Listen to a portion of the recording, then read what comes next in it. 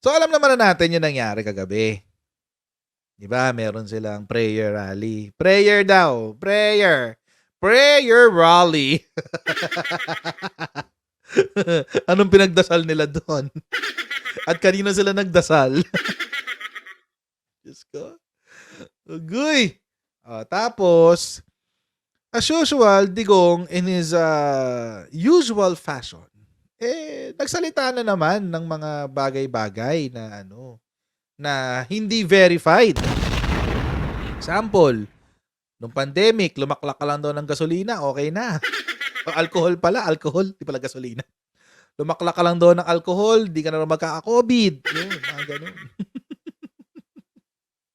So, it's the same thing. It's practically the same thing. So, naglabas na naman siya ng mga statement na hindi na naman verified. Eto, paano natin balita? Umpisahan natin dun sa balita, okay? Kasi masaya tong balita na to eh.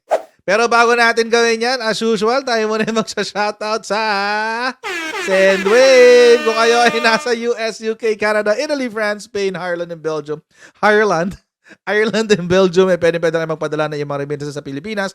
Gamit ang Sendwave, ang gagawin nyo lang ay download ng Sendwave app, gawa kayo ng account, at ilagay nyo pa ang account details nyo dyan. At pwede kayo magpadala sa GCash, sa mga bangko, at iba't ibang mga pawn shop. At kapag ginamit nyo pa nga yung promo code na Coach Jared, makakuha na karagdagang $20 free credit. Kaya gamitin na si Sendwave for all of your remittance needs. Former President Rodrigo Duterte expressed his belief that the true motive behind the People's Initiative or PI campaign is to keep the Marcos family in power. Duterte made these remarks during a prayer rally against PI in Davao City on January 28. According to Duterte, key figures behind the campaign include First Lady Liza Araneta Marcos and House of Representatives Speaker Martin Romualdez, who allegedly aspire to become the Prime Minister. Ang nangyayari ngayon, hindi ang People's Initiative, kung hindi by the people. Huwag kayong magpanood. Alam mo, Parliament, ang ambisyon niyan, karamihan, galing kay Lisa Marcos, pati kay Romualdez. Duterte didn't mince words, even mentioning the alleged involvement of former President Ferdinand Bongbong Marcos Jr. in illegal drugs. Yan na. Bongbong bangag yan.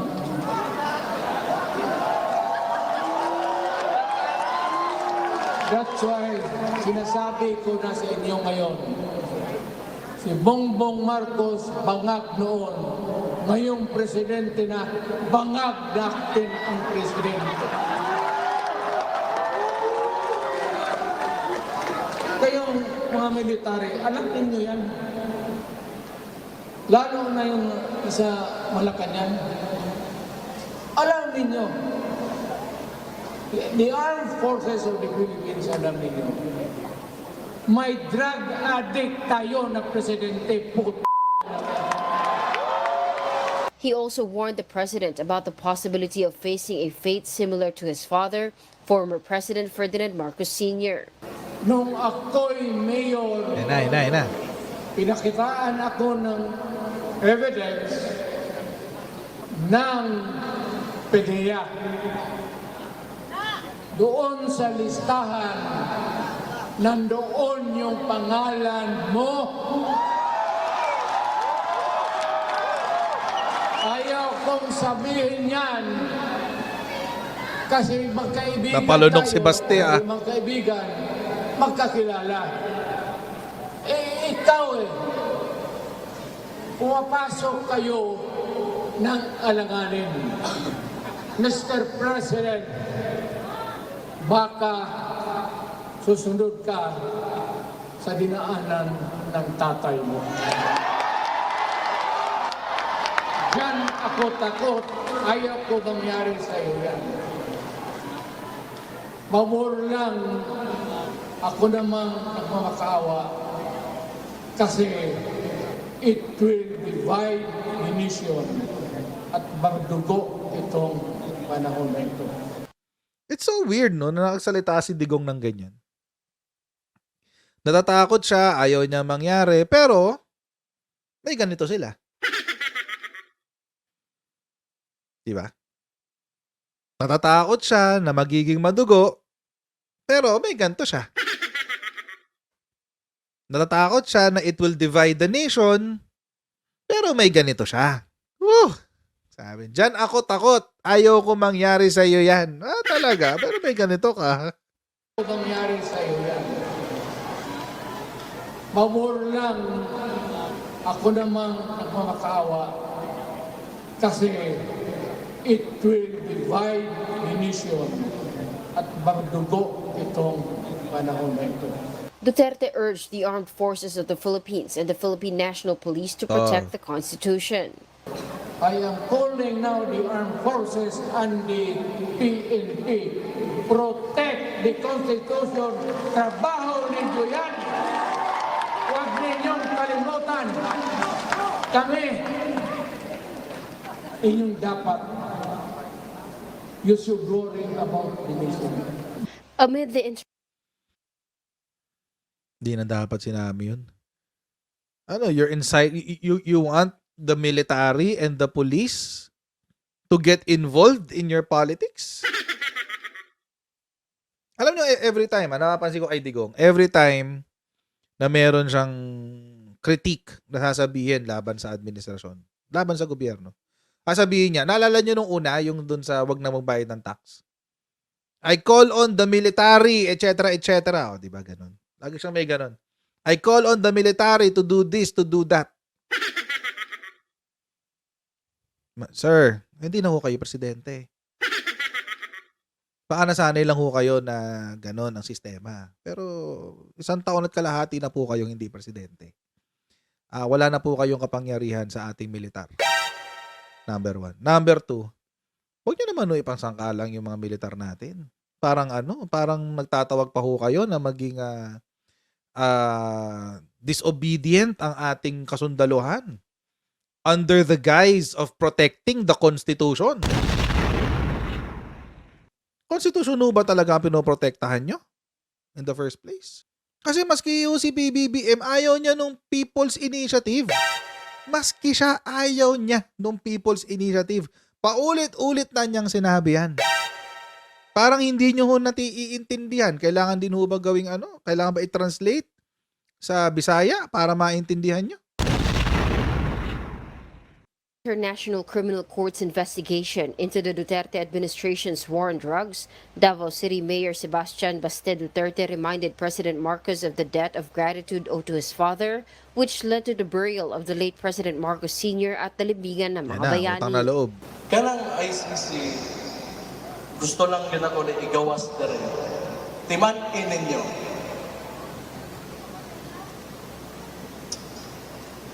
Inyong amahan ra ba ipalubong sa akong amahan? Kana na lang yun unta. Pero wag gid ninyo. Oo na, ako. Maganda, personal man yun eh. Mawag ang di kong respeto ninyo. The attendance of Kasi gets na natin yung utang na loob. O sige, walang problema. Gets na natin yung... Sabihin natin, let's play the devil's advocate. Tawag dito. Sabihin natin, utang na loob ng mga Marcos sa inyo yun, na pinayagan yung tatay nyo na ipalibing si Apo Lakay sa libingan ng mga bayani. Hindi ba kaya kabayaran din yun sa utang na loob na binigay dahil sa suporta ni Senator Amy na para maging presidente yung tatay nyo? Pwede din ba kaming maningil, kami mga loyalista na bumoto sa inyo?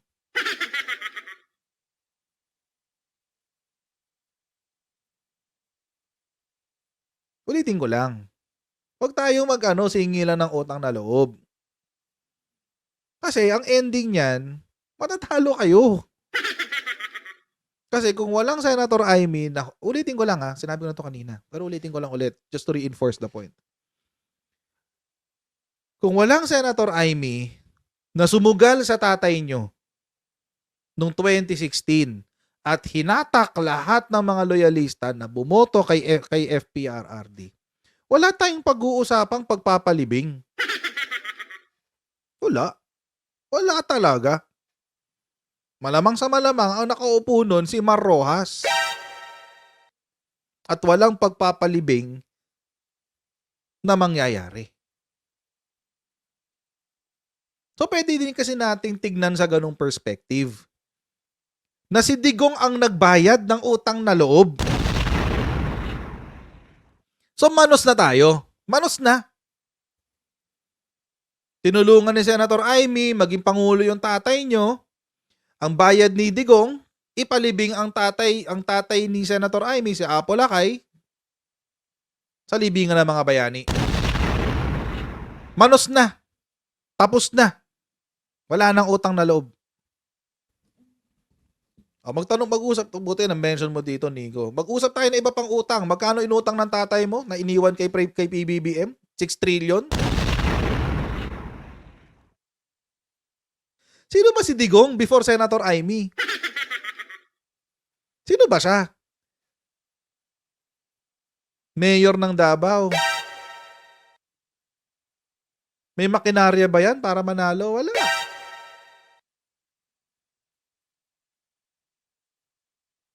Maski si Digong, sinabi niya, utang na loob daw niya kay Senator Amy kung bakit siya naging presidente.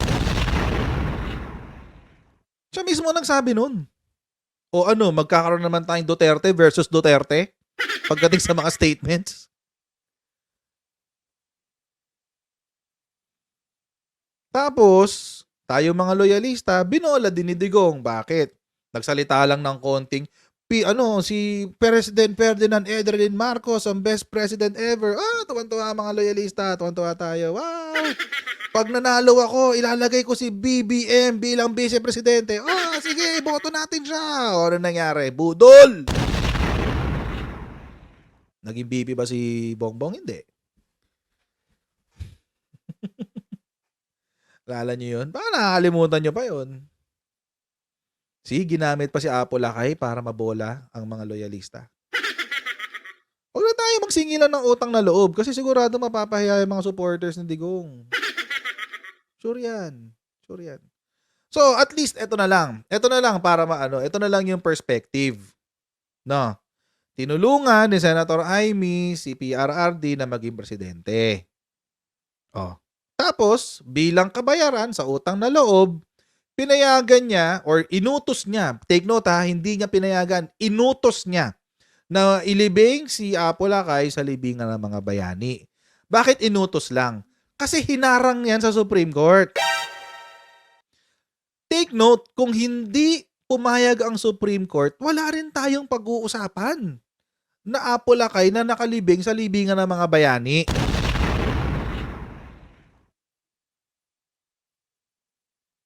So take note, huwag niyo pong ibabato sa mga loyalista na kayo ang nagpalibing. Hindi. Inutos nyo lang, pero hindi kayo ang pumayag. Kahit iutos nyo yan, kung nakasara yung gate na libingan ng mga bayani dahil sabi ng Supreme Court, hindi pwede. May magagawa ba kayo? Wala. Anyway, ayun lang naman. Huwag lang tayo magsingilan dito ng utang na loob. Kasi wala. Delikado. Mapapahiya ang mga Duterte Balahura supporters. Tuloy natin. Vice President Sara Duterte and Senator Amy Marcos at the gathering stirred discussions. While the Vice President was in Manila for the Bagong Pilipinas kickoff rally of the Marcos administration, Senator Marcos reportedly did not show up at her siblings' event. Malaki ang utang na loob namin sa inyo, mga kababayan namin, sa pagkakataon na ibinibigay ninyo sa amin na makapaglingkod sa ating pamahalaan at sa 6 na taon na suporta ninyo sa administrasyon ni Pangulong Rodrigo Duterte. Estimates suggest that over 50,000 people attended the prayer rally in Davao City. Kat Maraos, UNTV News and Rescue. We serve the people, we give glory to God.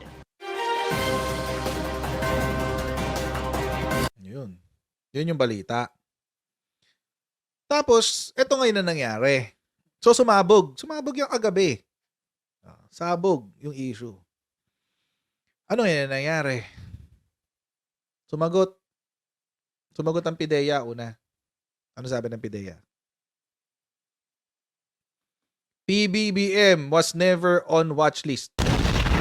Tapos alam nyo sino nagpapalusot ngayon dito? Si Harry the Caller. Si Harry the Caller. Attorney Harry the Caller. Oo. Papalusot siya ngayon dyan. Alam nyo kung bakit? Alam nyo ngayon ang sinabi? Ang sinabi ng Harry the Caller? Hindi naman sinabi ni Digong na watchlist yung nakita niya. Listahan lang. Listahan lang naman daw. Hindi naman daw sinabing watchlist. Tapos sinisip ang PIDEA. Ang sabi, bakit naman napakabilis nag-respond ng PIDEA? Ang bilis naman magtanggol, parang ganon.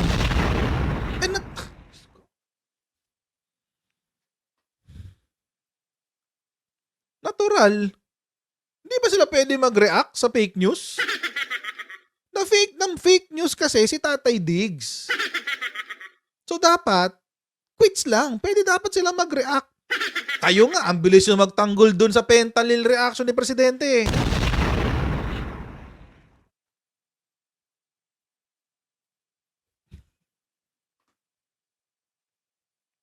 Sabi ng PIDEA. Former President Duterte was mayor... Saan ba? Tama. Former President Duterte was mayor of Davao from 1988 to 1998. Wow, 10 years. 2001 to 2010. Wow, 9 years pala. And then 2013 to 2016. PIDEA, on the other hand, was activated on July 30, 2022 at 2002 pala. 2002. When PIDEA was activated, it established its National Drug Information System or NDIS, which is still in existence today. Yun ang sinabi ng PIDEA. From its inception in 2002 up to the present, President Ferdinand R. Marcos was never in our NDIS. Never daw nasa listahan. Anong listahan nakita mo, Tatay Diggs? It is worthwhile to note that when the former president took over in 2016, his administration came out with a list, which was then initially called the Narco List, sometimes referred to as the Duterte List. And upon continuing validation and revalidation, it became the Interagency Drug Information Database, or IDID. The name of President Marcos is also not on the said list.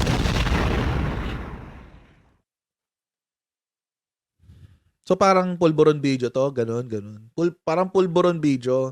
Nagkalat kayo ng sinasabi niyong pulburon video, tapos nung kayo pa naghamon kung kailan nyo ilalabas. Tapos ngayong anong petsa na? Katapusan na ng January, wala pa rin yung video. It's the same thing. It's the same thing. Sige, PIDEA yung nagsalita. Ang nakakatawa dito, parang si PIDEA pa may kasalanan. Bakit doon napakabilis responde ng PIDEA? Ayaw nyo nun? Ayaw nyo na sumasagot ang ating gobyerno sa fake news? Meron pa nagsabi. Nag-comment lang doon. Kasi 3 lang naman yung pinost ko kagabi. Pero ang daming trigger doon sa pinost ko. Ang daming comments in fair. Pero pa nagsabi. Hintayin nyo lang, lalabas din yan. Okay. So, ibig sabihin, kinagat nyo yung sinabi ni Digong kahit walang ebidensya. So, hindi lang pala kayo tanga, uto-uto pa kayo. Lang ebidensya Sino daw sa PIDEA yung nagsabi? Nag-press con sila kanina. Nag-press con ng PIDEA kanina. Hindi nyo ba alam? Nag-press con sila kanina, ASEC yung nag-announce. Pinost muna yung ng PIDEA. Tapos, nag-press con sila kaninang umaga. Ito pa isa. Baka kasi hindi PIDEA. Pero although sinabi ni Digong na PIDEA, Pero baka kasi di PIDEA, baka PNP. O sinabi ng PNP. Walang Marcos sa drug watch list. Iba ang PNP, iba ang PIDEG, iba ang PIDEG sa PIDEA. Ang PIDEA, under yan ng Office of the President. Ang PIDEG, under yan ng DILG. Kasi under yan ng PNP. So, PNP says it hasn't seen Marcos's name in drugs watch list. Baka ibang Ferdinand Marcos yung nakita ni Baka ibang Ferdinand Marcos yung nakita ni Tatay Diggs.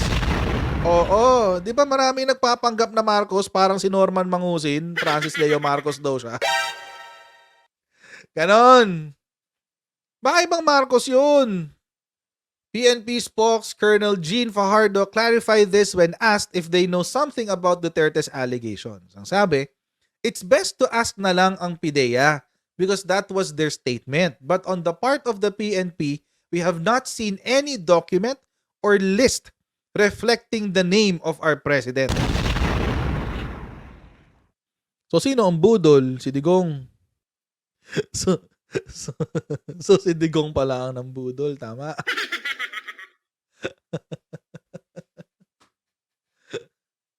Kasi di dapat ganito eh. Kaso, di na niya sa ganitong punto kasi. Ito pa. Di ba nagtawag ang Digong na sa AFP. Sabi ng AFP, Browner urges AFP to back bagong Pilipinas after Duterte tirade. Sabi ni General Browner. The AFP shall continue to be united, competent, capable, and non-partisan, steadfast and committed to our mandate of protecting our people and securing our state from all threats, foreign and domestic. Importante dyan yung non-partisan. I enjoin our soldiers, airmen, sailors, and marines to take heart the message of our Commander-in-Chief and become exemplars of what it means to be a bagong Pilipino in a bagong Pilipinas by remaining focused on our mission, true to the tradition of bravery, duty, loyalty, and sacrifice in our noble profession of arms. In short, huwag kayong makikinig sa ibang tao dyan. Kay Commander-in-Chief tayo, guys. Kay Commander-in-Chief tayo. Bakit naman hindi? Ikaw nang nakakuha ng 12 trillion na budget para sa AFP. 12 billion pala. 12 trillion. 12 billion daw. Sunod lang tayo kay Commander-in-Chief natin. Sabi niya. Doon sa kanyang bagong Pilipinas. Sunod lang tayo sa kanya. Doon lang. Wala tayo ibang papainggan. Wala tayo ibang papainggan. Siya lang. Kasi ito yung pinakamatindi sa lahat. Ito yung pinakamatindi sa lahat. Alam ko napanood nyo na to. Pero panoorin ulit natin. Para lang namnamin natin yung mga ganap. Namnamin natin yung mga ganap dito, guys. Urging you to resign. Resign po.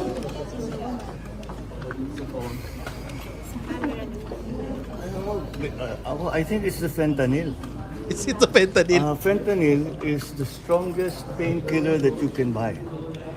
It is highly addictive and it has a very serious side effects. And PRRD has been taking the drug for a very long time now. When was the last time he told us that he was taking fentanyl? Mga 5-6 years ago. Something like that. After 5-6 years, that has to affect yun. Kaya, alagay ko, kaya nagkakaganyan. So, I hope his doctors take better care of him. Hindi pinababayaan itong mga nagiging problema. But sir, can you categorically deny that you're involved in drugs para matapos lang yung... Don't even dignify Okay, PDA report.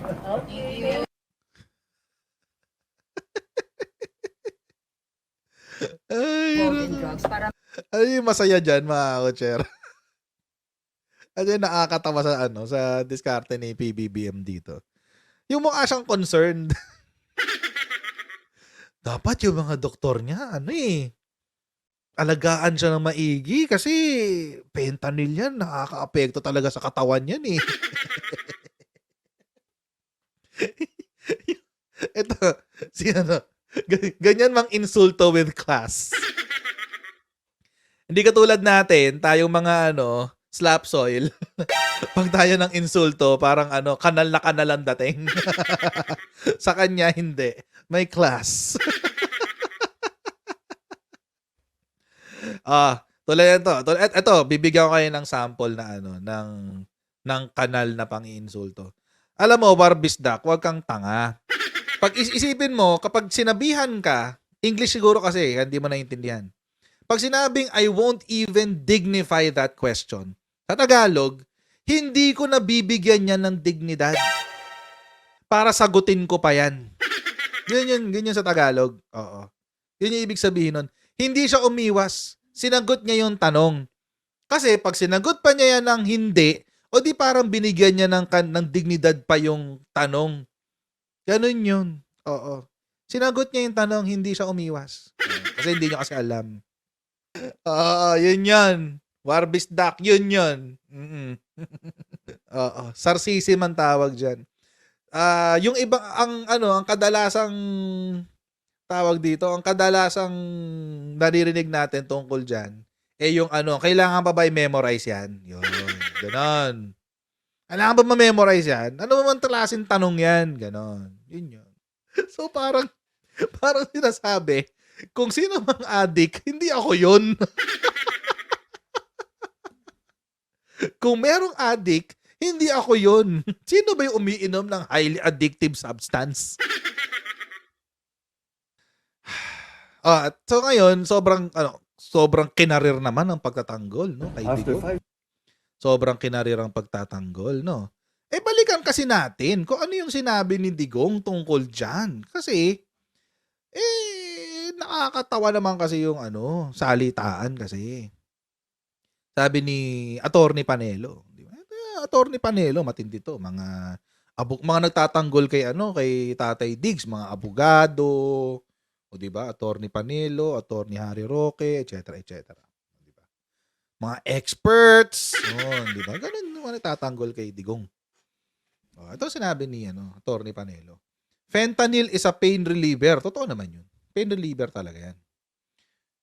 FBRRD has said in public when he was president, he used to take it to relieve him from pain he was suffering from, but that was before he became president. Bago daw naging presidente. He had stopped taking it before his presidency because somehow the pain disappeared. Uy, nawala daw ang pain. The effect of excessive use of fentanyl is the risk of getting a fatal stroke. No, not excessive use but overdose.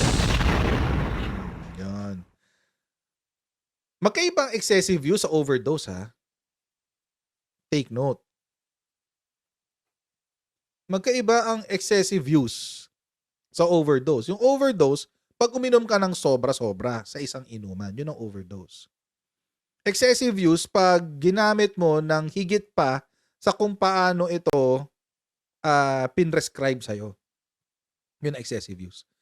So, si Attorney Panelo is using a play of words. Pinaglalaroan niya yung salita. Dina-downplay niya yung laging paggamit ng fentanyl. Kasi, kapag na-overdose ka sa fentanyl, mga kotsero, patay ka talaga. Patay ka. Patay, as in deads. Pag na-overdose ka. Pero yung excessive use of fentanyl is a symptom of addiction. The effect does not include affecting or diminishing the mental faculties of the patient. Yan ang sinabi ni Attorney Sal Panelo. Okay, puntahan ngayon natin yan. Gusto ko muna tutukan itong sinabi niya. Somehow, the pain disappeared. Yun yung sinabi. Kasi hindi ko naman to, hindi ko to salita. Salita ito ni Attorney Sal Panelo. Ano pong sinabi ni Tatay Diggs tungkol dyan sa pain? Ano po ang ibang salita sa perpetual? Sabi ni Digong, I'm in perpetual pain. Siya sabi niyan. Hindi ako.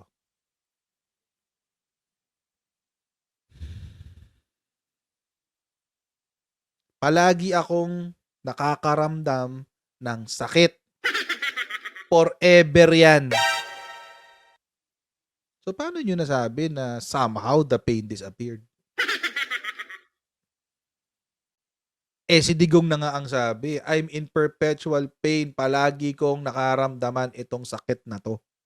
Forever na to. President Rodrigo Duterte has revealed that he is in perpetual pain due to a spinal injury he suffered from a motorcycle accident in the past. Yung sa disgrasya ng motor, I have a C4 and C7 na na-impinge. So yung nerve niya sa likod. Yung what do you call that? Hindi pala nerve. What do you call this? Spinal cord. Yung spinal cord niya naiipit. Masakit yun. May kilala ako na mga naggaganyan. Ito nga, slip disc lang eh. Sa slip disc, ay, hindi talaga makalakad. Promise. Sobrang sakit daw. That's why I'm in perpetual pain. On any day, it's a 7 in a scale of 10. Ay, grabe. Masakit yun ha. 7 in a scale of 1 to 10. Masakit yun. Masakit yun. Ayaw na ng doktor na sige ang painkiller. Sabi niya, you better come to terms with your body. Ayaw na raw siyang bigyan ng painkillers. Bakit kaya? Bakit kaya ayaw na siyang bigyan ng painkillers? Ito kasi ang ginawa ng matanda. Sinabi niya to Sinabi niya to. I am in perpetual pain. Palagi akong may nararamdamang masakit.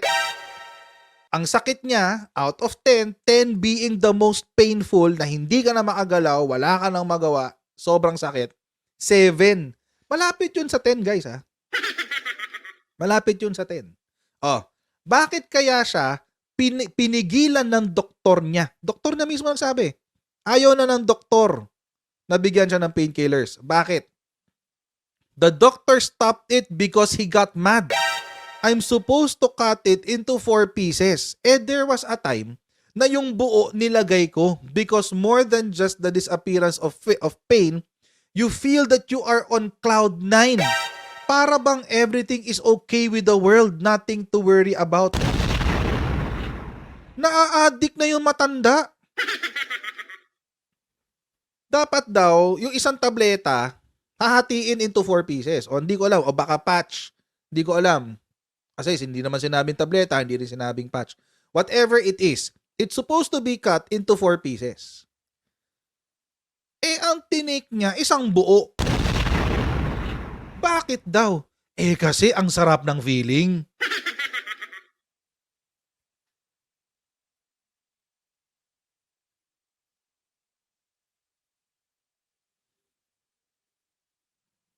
So, sino ngayon ang addict?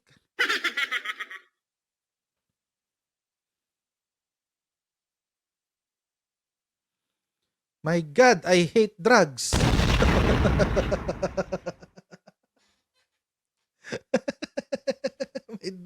My God, I hate drugs. Ay, Cloud9 pala kasi ang habol ng matanda. Masyadong nag-enjoy.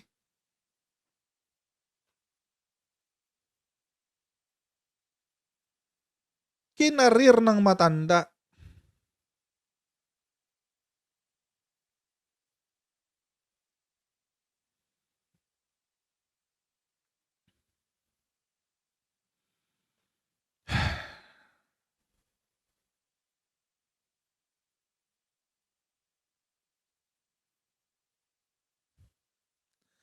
So, paano ngayon yan?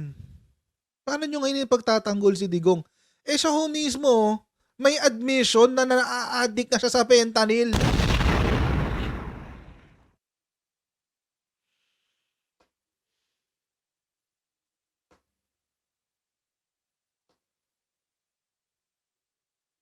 Anong gagawin? Siya nagsabi niyan? Hindi naman ako eh. Hindi rin natin alam, mga kotsero, kung ilang beses nangyari yung there was a time.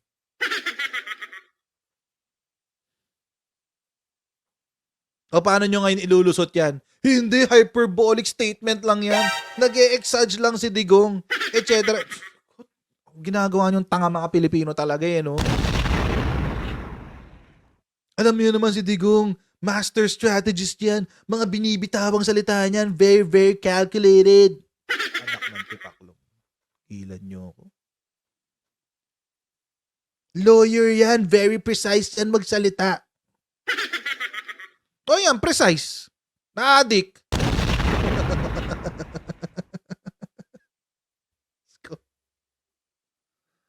Woo.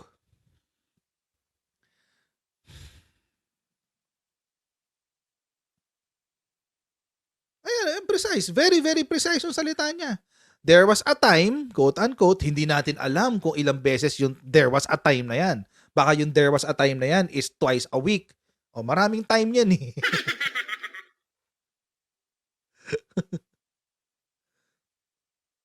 Kasi ang hinahabol ko is more than just the disappearance of pain.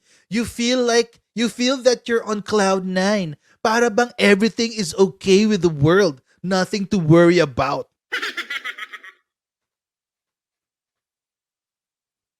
Parang si Donald Trump pa yung boses ko. Sorry naman. Let's make America great again.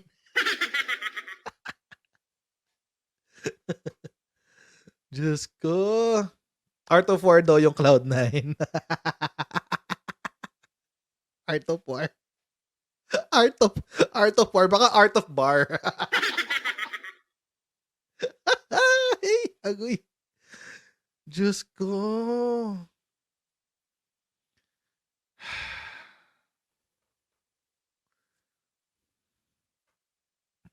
Na paano gagawin natin dito? Anong gagawin natin dito, guys? Oh, hindi lang yan. Hindi lang yan yung inamin ni Digong. Hindi lang yan. Diyos ko. Ito, 2017 pa to, di ba? Oh, ito. Meron pa. Meron pa isang inamin si Digong. 2018, Duterte admits using marijuana to keep him awake.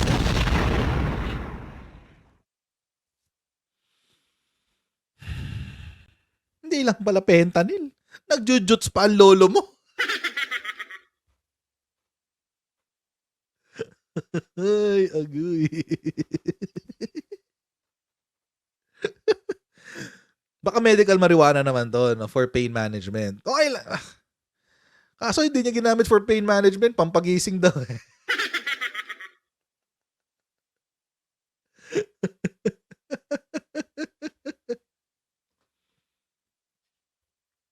Pwede naman sana yung medical marijuana for pain management. Okay lang naman yun.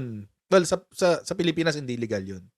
Pero sa states legal yun. At may mga studies na pwede talaga yan. Medical marijuana for pain management. In fact, ginagamit pa nga yan sa mga cancer patients to manage the pain. Pero hindi pa legal sa Pilipinas eh. At presidente ka. During 2018, no, presidente si Digong yan, guys.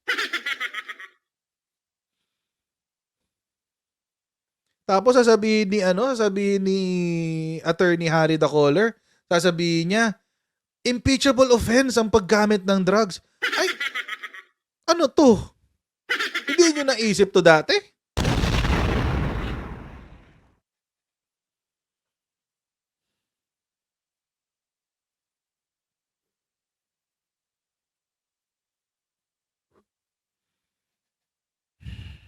Siya mismo nagsabi niyan. It's a killing activity. Pampatay oras lang daw. Patay oras lang daw. And I think that at my age, ako hindi masyado kasi nagmamariwana ako eh. Para magising. Sa iba, hindi na kaya. So, meron pa palang iba, guys. Hindi na rin kaya eh. So, baka, na-try niya yung iba. Hindi natin alam. 420. 420, guys. 420. Agoy, Diyos ko.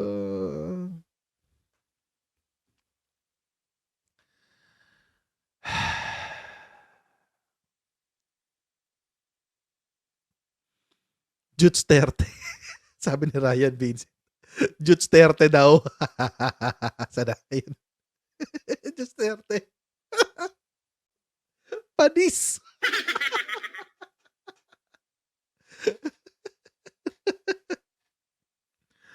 Diyos ko.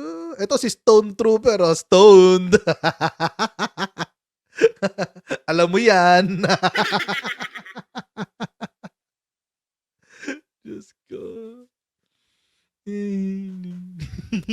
Paano na? Paano na, guys?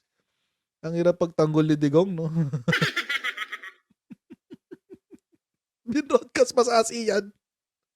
Oo, kasi yung sinabi niya. Duterte said in a speech during the conferment awards to the ASEAN National Organizing Council officials in Malacanang.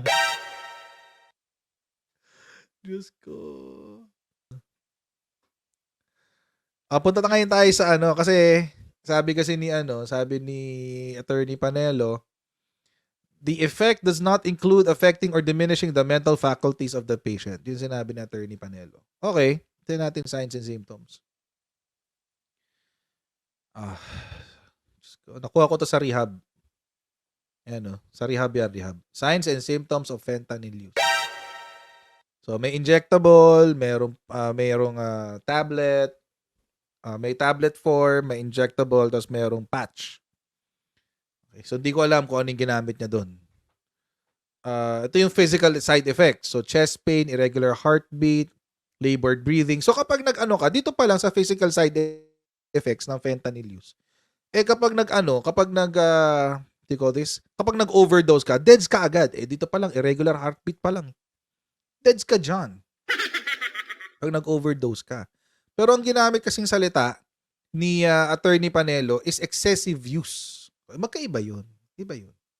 Oo, wag ganun.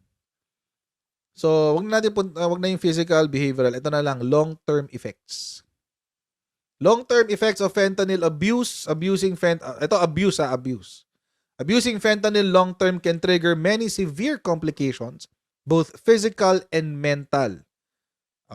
Ano daw? Ito, bowel obstruction, perforation, seizures, etc. etc. Ito. Mental side effects. Reduced motivations, laging tulog. Paranoia.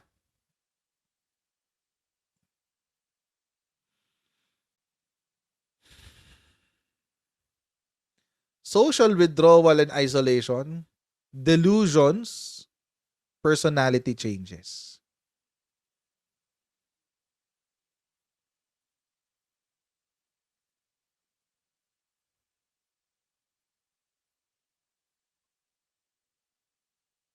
So may effect. May effect sa ano? Sa mentality. Sa frame of mind. But this is if you abuse it. Now, hindi natin alam kung si Digong abused the use of fentanyl. But, sinabi niya na meron siyang tendency to do it. Tendencies. He practically admitted to the tendency of it. Nung sinabi niya na nag-take siya ng more than what is indicated.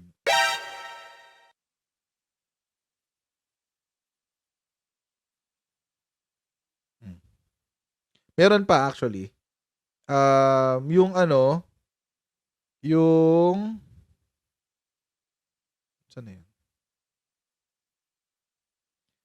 Yung nahihirapan magsalita. Saan ba dito yun? Sore throat, angina, swelling, mood changes, biglang init ang ulo, ganun.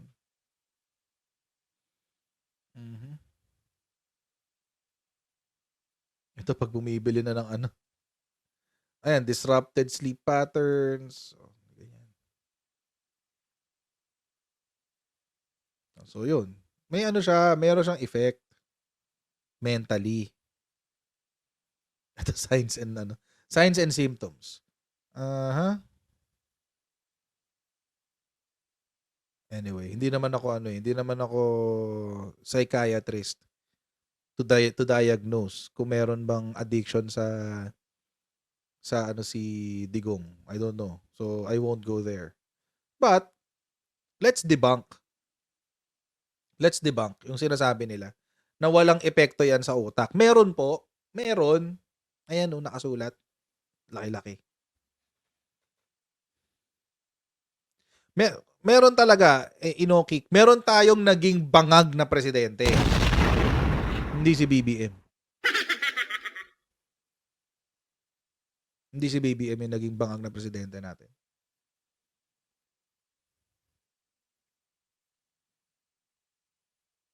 Ano kaya masasabi ng PSG, no?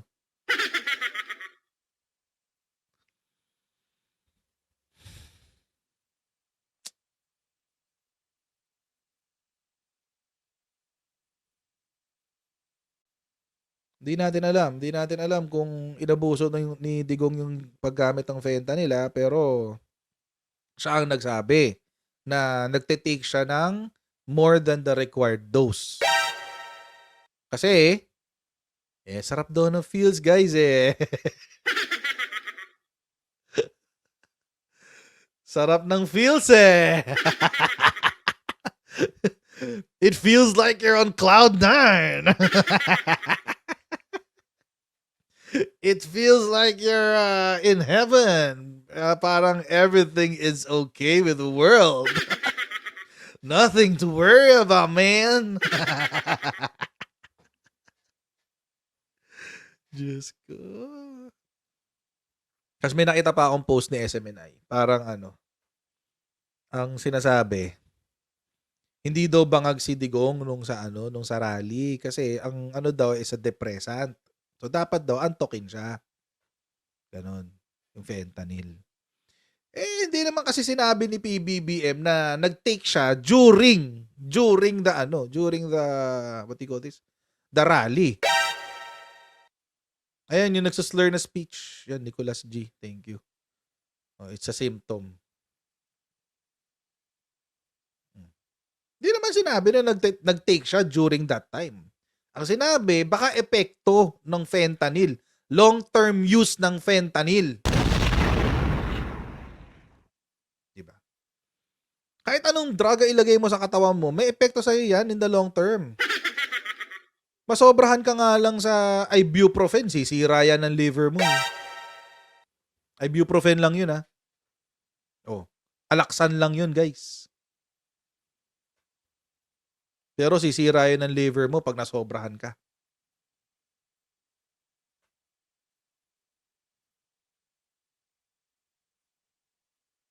Pijuts. Si Renny. Pijuts. Hindi na piduts. Pijuts. Pijuts na siya. Diba? Ganun lang naman yun. Huwag na natin akusahan si presidente na nagda-drugs. Kasi lumipas na eh. Lumipas na siya. Lumipas na. Sinasalsal na lang yung issue para merong pang batikos. Pero wala na. Lipas na siya, guys. Lipas na. Lipas na siya. Ang masakla pa dito, dapat hindi na lang nagsalita si Digong tungkol doon sa drugs. Lalo na doon sa PIDEA list. Alam naman niya na merong magve-verify ng info.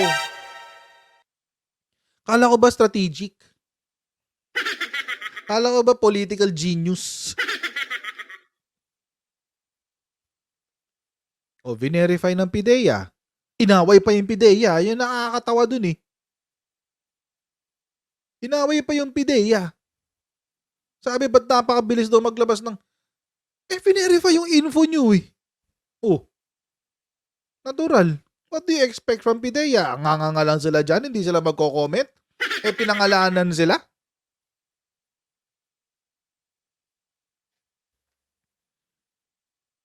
Hindi lang PIDEA, pati PNP.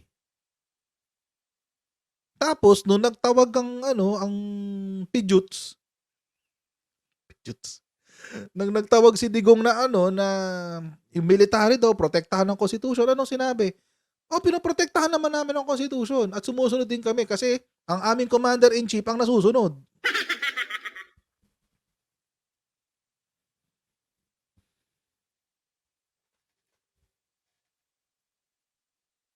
O tapos pinagtanggol yung fentanyl.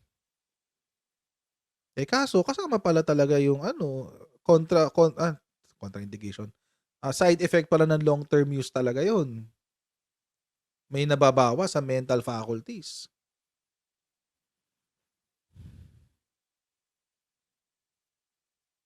Alam nyo, in the first place, mga kutsero, hindi naman na dapat umabot sa ganun level. Pwede naman maging kritiko ng maayos eh. Yung maayos na critic. Yung i-criticize mo yung programa, i-criticize mo yung kung ano yung ginagawa, kung ano yung trabaho, resulta ng trabaho, etc. Na hindi na nagre-resort sa chismis. Hindi na nagre-resort sa intriga. Kaso ang problema, nag-uumpisa sila ng intriga tapos hindi natin alam kung paano nila tatapusin. Tapos sila mismo ang nadidibang sa sarili nilang intriga.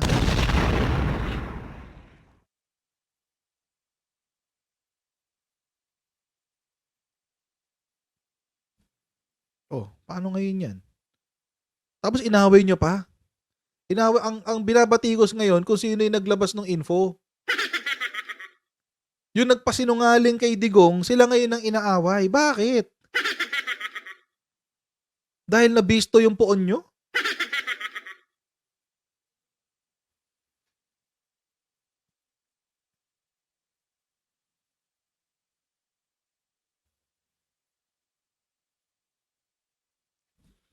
Total naman, sinasabi nyo na may impluwensya pa ang mga Duterte. Ba't hindi nyo nalang gamitin sa tama yung impluwensya nyo?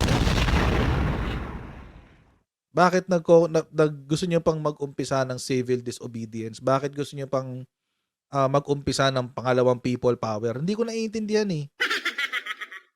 Hindi ko talaga naiintindihan. Hindi ko naiintindihan. Ano mapapala nyo? Ano mapapala nyo? Gamitin nyo yung impluwensya nyo sa tama. Tumulong na lang kayo kaysa yung gumagawa kayo ng ng issue diyan sa tabi-tabi tapos ang dali-dali nyong i-debunk. Malabo yung welcome ICC na yan. Ayaw nga ni Presidente yun eh. Alam mo, bilib pa nga ako kay Presidente dahil pinagkakatiwalaan pa niya si VP Sara. Kung ako yan, ako mismo magtatanggal kay VP Sara.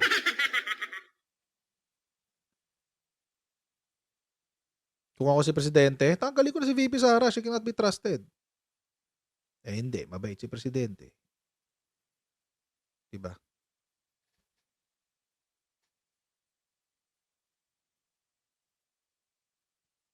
Bait lang siya. No, nilaglag na siya ng kapatid niya, nilaglag na siya ng kaalyado niya, tapos ngayon, kinakaibigan pa rin niya si VP. Diba? Mabait lang talaga siya. Mabait na tao lang talaga.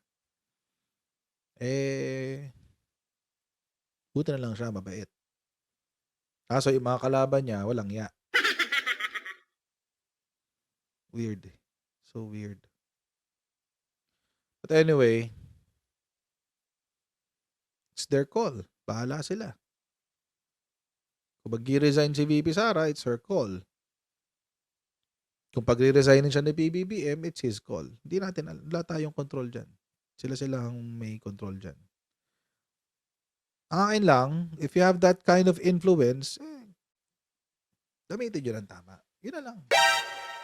Huwag na natin Huwag na natin pagdebatihan pa kung sinong mas malakas. Kung feeling nyo, pareho naman kayong malakas, edi magtulungan na lang kayo. Kesa yung nagkaganyanan kayo, hinahati nyo yung suporta ng dalawang kampo. Ay, no.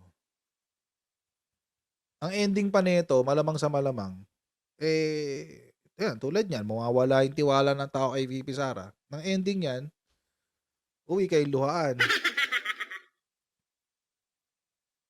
Uwi kay luhaan. good luck na lang. Kung yan ang kung yan ang genius strategy na naiisip nyo, sorry. Maraming pong salamat sa inyong patuloy na pagsuporta sa ating channel. Huwag niyo pong kalimutan mag-like, mag-share, at mag-subscribe sa ating Coach Jared YouTube channel. And pa-follow na rin po tayo sa ating Facebook page. Okay? Pa-follow tayo dyan. Coach Jared na pangalan. And I'll see all of you in our next live stream. Alright? So bye everyone. See you tomorrow. Bye!